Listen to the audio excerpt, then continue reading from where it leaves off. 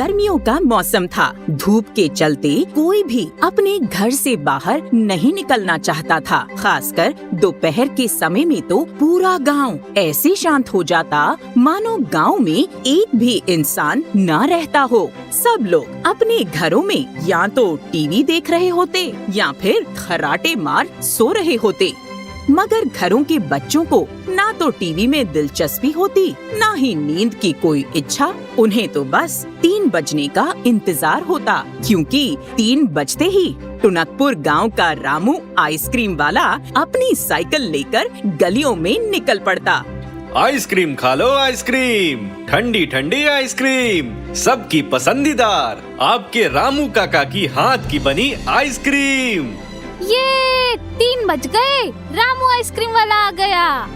अरे हाँ भाई, आराम से। ना जाने रामू के हाथ की बनी आइसक्रीम में ऐसा क्या जादू है कि उसे खाते ही सारे बच्चे खुशी से पागल हो जाते हैं। अरे आराम से बच्चों, आराम से। अरे सबको मिलेगा। रामू काका अपने सभी प्यारे प्यारे नन्हे नन्हे बच्चों को उनकी मनपसंद आइसक्रीम खिलाएंगे। सब बच्चे अपने अपने मम्मी पापा से पैसे लेते और रामू की साइकिल के पास इकट्ठे हो जाते और फिर अपनी अपनी पसंदीदा आइसक्रीम लेकर बड़े मजे से वहाँ खड़े होकर खाते। आइसक्रीम कैसी लगी बच्चों? बहुत अच्छी है काका। आपकी आइसक्रीम के बिना तो छुट्टियाँ नहीं लगती। आपके हाथ की बनी आइसक्रीम खाकर मजा आ जाता है। बच्चों का ये प्यार देख रामू खुशी से गदगद हो जाता। सभी बच्चे आइसक्रीम खा रहे थे कि तभी रामू की नजर एक बच्चे पर पड़ी। बच्चा गुमसुम सा सबको आइसक्रीम खाता हुआ देख रहा था। उसके चेहरे पर उदासी थी। रामू समझ गया कि जरूर कुछ बात है। उसने बच्चे को अपने पास बुलाया और उससे पूछा, क्या बात है बेटा, कुछ कहना चाहते हो? पहले तो बच्चे ने सर हिला दिया। रामू ने उससे दोबारा पूछा, बेटा तुम कौन हो और इस तरह क्यों खड़े हो? मेरा नाम शंभू है। मुझे आइसक्रीम बहुत पसंद है, पर मेरे पास खाने के लिए पैसे नहीं है। इतना कहकर शंभू जाने ही वाला था कि रामू ने उसे रोक लिया। अरे बेटा रुक जाओ, कहाँ चल दिए? पैसे नहीं है तो क्या हो गया?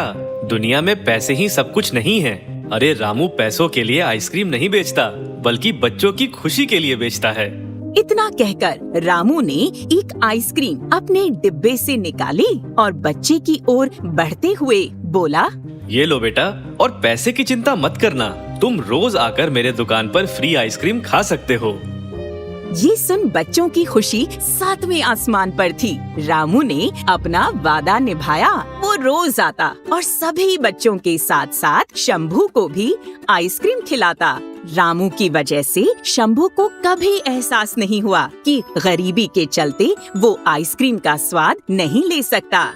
कुछ साल ऐसे ही बीत गए। जीवन का पहिया चलता रहा। बच्चों की उम्र बीतती रही और फिर कुछ समय बाद बच्चे ना रहे। अब उन्हें पहले की तरह ना ही आइसक्रीम का इंतजार होता, ना ही रामू के आने का।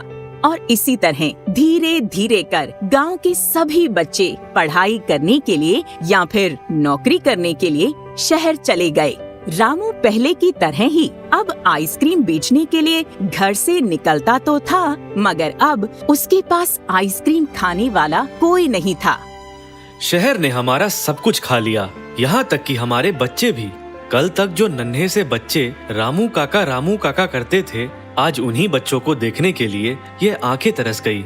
रामू की आइसक्रीम धरी की धरी रह जाती। उसके पास एक भी ग्राहक नहीं था। रामू की पत्नी ने रामू से कहा, दिन पर दिन तकलीफें बढ़ती ही जा रही है। अब तो घर में अनाज के लिए भी हमारे पास पैसे नहीं है। इसी तरह चलता रहा तो हम क्या करेंगे? सीता, फिक्र मत करो। जो इंसान मेहनत करना जानता है वह कभी भूखा नहीं मरता। ऊपर वाला उसकी मदद जरूर करता है। एक रोज रामू रोज की तरह साइकिल लिए ग्राहक के इंतजार में खड़ा था कि तभी उसके सामने से एक बड़ी सी कार गुजरी। कार के अंदर एक व्यक्ति बैठा था जिसकी नजर रामू पर पड़ी। उसने अपने ड्राइवर से कार रोकने को कहा और कार से उतरकर रामू की ओर बढ़ने लगा। रामू को खुशी हुई कि चलो पूरे दिन में एक ग्राहक तो आया। आदमी के आते ही रामू बोला, बताइए साहब, कौन सी आइसक्रीम खाना पसंद करेंगे? अरे रामू काका, कैसे हो आप? अचानक से व्यक्ति ने बोला। रामू को बड़ी हैरानी हुई, साथ ही उसे आवाज भी कुछ जानी पहचानी लगी। अरे बेटा, तुम मुझे जानते हो क्या? रामू के सवाल पर आदमी बोला, शायद आपने मुझे पहचाना नहीं। काका, मैं शंभू हूँ, वही शंभू जिसे सालों पहले आप फ्री में आइसक्रीम खिलाया करते थे। ये सुनते ही रामू को खुशी और हैरानी दोनों हुई। अरे बेटा शंभू, तुम तो बहुत बड़े हो गए हो। ये चश्मा, ये सूट बूट, कार, लगता है बहुत बड़े आदमी बन गए हो।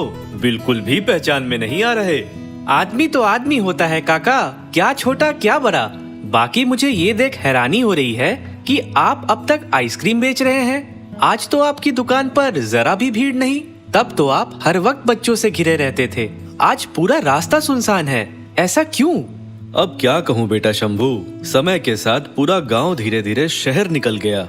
शंभू को ये सुन काफी बुरा लगा। उसने बात बदलते हुए कहा, अच्छा खैर, मैं इतने टाइम बाद आया हूँ। अपने हाथों की आइसक्रीम नहीं खिलाइएगा मुझे? अरे हाँ, क्यों नहीं। अभी एक बढ़िया सी तुम्हारी पसंद की चॉकलेट आइसक्रीम निकालता हूँ। और फिर रामू ने आइसक्रीम निकालकर शंभू की ओर बढ़ाई। शंभू ने जैसे ही आइसक्रीम को टेस्ट किया, वो बोला, अरे वाह, क्या बात है काका। अब भी आपकी आइसक्रीम में सालों पुराना वही स्वाद है। मान गए आपको काका। शंभू ने मन में सोचा, मुझे इनकी मदद करनी चाहिए। बचपन में उन्होंने मेरे लिए कितना कुछ किया। अब आज मैं कुछ बन गया हूँ, तो क्यों ना इनकी अच्छाई, इनकी ईमानदारी का इन्हें कुछ फल दूं। शंभू ने उनकी हालत देखकर उन्हें कुछ पैसे देने का सोचा, मगर जैसे ही शंभू ने पैसे उनकी तरफ बढ़ाए कि रामू काका ने साफ मना कर दिया। वो बोले, अरे नहीं बेटा, ये रामू काका जरूर बूढ़ा हो गया है, मगर लालची और स्वार्थी नहीं। यह आज भी सिर्फ और सिर्फ अपनी मेहनत का ही खाता है। लेकिन काका, मैं तो आपके बच्चे जैसा हूँ, आपके लिए कुछ करना चाहता हूँ। बचपन में आपने भी मुझे तो फ्री में कितनी चॉकलेट आइसक्रीम खिलाई है। मैं तुम्हारी भावनाओं को समझ रहा हूँ बेटा, लेकिन मुझे माफ करना, मैं तुमसे ये पैसे नहीं ले सकता। रामू काका की बात सुन शंभू ने मन में सोचा, काका तो इस तरह मानने वाले नहीं हैं। मुझे उनकी मदद किसी और तरीके से करनी होगी। अगले ही पल शंभू को एक आइडिया आया। वो रामू से बोला, काका, शहर में मेरी एक बड़ी सी कंपनी है। हर महीने हम शहर के अलग अलग अनाथ बच्चों को खाना खिलाते हैं, उन्हें कपड़े देते हैं। मैं चाहता हूँ कि अब से उन अनाथ आश्रम में हमारे खाने के साथ साथ आइसक्रीम भी जाए। क्या आप उन बच्चों के लिए आइसक्रीम बनाएंगे? ये सुन रामू बड़ा हैरान हुआ। वो बोला, अच्छा तो फिर ये बात है। अंदाजा एक महीने में कितनी आइसक्रीम बनानी होगी बेटा? मान लीजिए यही कोई 4 से 5 हजार। क्या 4 से 5 हजार? रामू की तो खुशी का कोई ठिकाना ही नहीं रहा। इतना बड़ा ऑर्डर उसे जीवन में पहली बार मिला था। आप कर तो पाएंगे ना काका? बेटा, मेरे चेहरे पर झुर्रियां तो जरूर आ गई हैं, मगर हाथों में ताकत और जादू अब भी है।